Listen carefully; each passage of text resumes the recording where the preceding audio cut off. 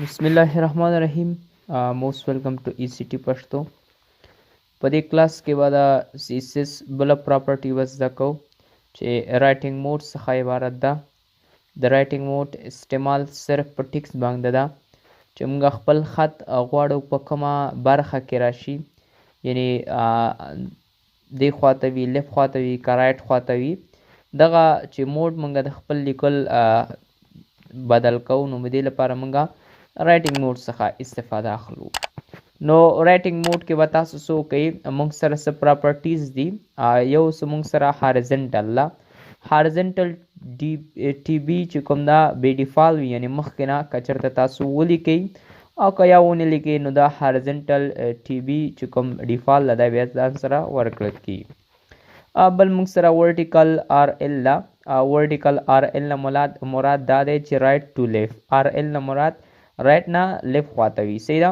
ورټیکل چې کله تاسو ورټیکل اواز اورئ، هغه نه وروست تاسو پوه شئ چې مطلب دا دی چې په پراته شکل. دې لپاره ورټیکل مینس په ولاړه شکل، دې ته موږ ورټیکل وایو. بل موږ سره ورټیکل ال آر دی، یعنی ورټیکل ال آر نه مطلب دا دی چې ال یا لیفت ټو رایټ، یعنی لیفت نه نیول شوی تر رایټه پورې، دا د دې معنا ورکوي. بل موږ سره سیټ وایس آر ال چې د فایرفاکس کې کار کوي. دا هم یو موتد ده چې موږ سره ګوګل کروم کې سپورټ نه لري، د فایرفاکس کې استعمالیږي.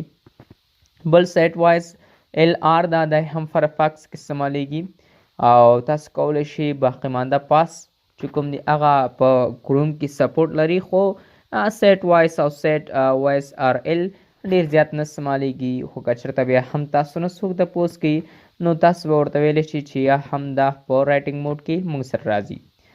چې کله تاسو رایټینګ موډ ونه لیکئ، نو تاسو سره بای ډیفال یا مخکې نه ستاسو ټیکس په دې ترتیب سره وي، یعنی پروت په شکل وي.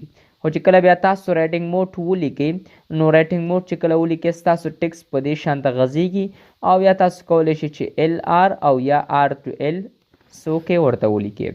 را به شو خپل براوزر ته ویس کوډ ته به راشو او ویس کوډ کې به څوک دی زموږ سمپل سټرکچر ده، کولی شي ځان سره څوک ریډینګ کوي او ریډینګ کې ځان سره تاسو سره به شو شي.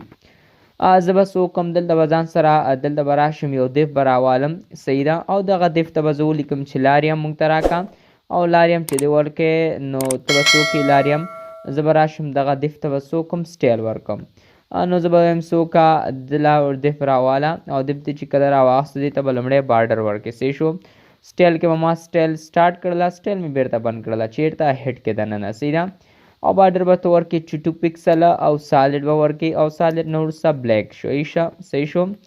او زه به د دې ادرس به هم راوالم. نو تاسو به څه وکړئ، په دې به تاسو رایټ اپشن کلیک کوئ، کاپي پات باندې به تاسو کلیک کوئ، بیا به تاسو خپل ګوګل کروم خلاص کړئ. خلاصولو نه وروسته دلته به تاسو وکړئ پیسټ به کړئ. نو چې کله پیسټ کړئ، نو په دې ترتیب سره تا سره راغله. په دې ترتیب کې نه دی راغلی، اصل کې ما صفحه نه دی سیف کړی. اوس که چېرته کنټرول اس کوم او د کنټرول آر کوم، نو په دې ترتیب سره تا سره راغی. دغه ته به زه پراخوالی هم ورکړم، نو زه لیکم چې ویډ ورکړه او ویډ فرض مثال 300 پکسله. چې کله زه خپل کا صفحه کنټرول اس کوم، دلته کنټرول آر کوم، نو داسې وغځېدو. زه غواړم چې د خپل ټیکس دغه برخې، یعنی مطلب دا دی سیټس یا میتود چې کوم نه دی تر بدل کړمه. خو په یاد ولرئ چې کله تاسو رایټینګ موډ لیکئ، نو دی په د دیف نه اړوي. صحیح ده. فقط ستاسو لیکل اړوي. نو زه به لیکم چې رایټینګ او رایټینګ نه وروسته لیکم چې رایټینګ موډ.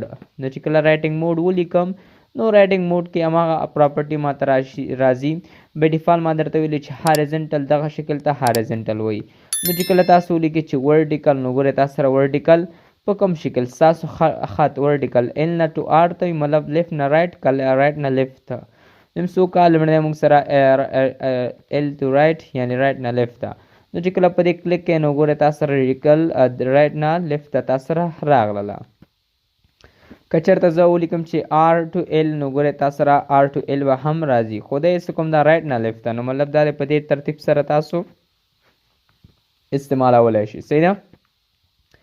دی لیفت خواته ده، دی رایټ خواته ده. صحیح نه. ما ورته ویلي چې رایټ نه لیفت خواته په دې ترتیب سره موږ سره راغله.